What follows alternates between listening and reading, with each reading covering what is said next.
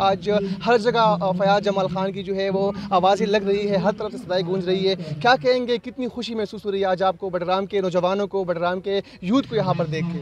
السلام علیکم، بسم اللہ الرحمن الرحیم. میں سب سے پہلے تو اہلیان بڈگرام کو بہت زیادہ مبارکباد دیتا ہوں کہ آج ہمارا نام انٹرنیشنل لیول پہ جا چکا ہے، اور اس چیز کی انتہائی خوشی ہے مجھے کہ بڈگرام کے جوانوں کے لیے کرکٹ کے دروازے کھل گئے ہیں.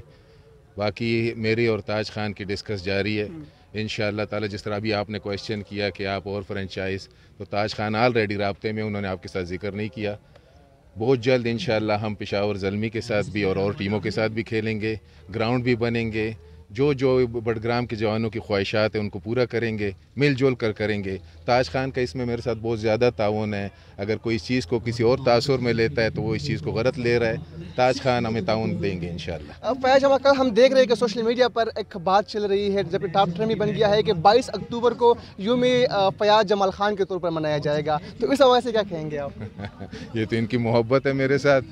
تو میں اتنا کہوں گا کہ میں آج انتہائی خوش ہوں، اور خاص طور پر میں لاہور قلندر کے جو آنر ہیں عاطف رانا صاحب، ان کا بہت زیادہ شکریہ ادا کرتا ہوں کہ رانا صاحب نے مجھے رات کو کانٹیکٹ کیا اور انہوں نے مجھے کہا کہ آپ کی جتنی مہمان نوازی ہے سمیت آپ کے ٹرانسپورٹ کے، یہ لاہور قلندر پر ہے.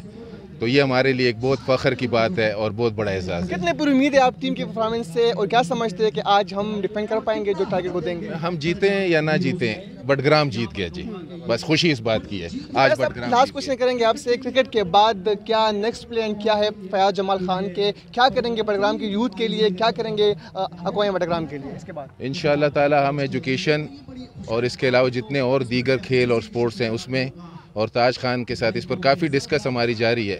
اس کے علاوہ ہمارے MNA صاحب ہیں، ان کے ساتھ بھی ہمارا رابطہ ہے. بہت جلد ہم خوشخبریاں دیں گے انشاءاللہ. بہت شکریہ، تھینک یو سو مچ.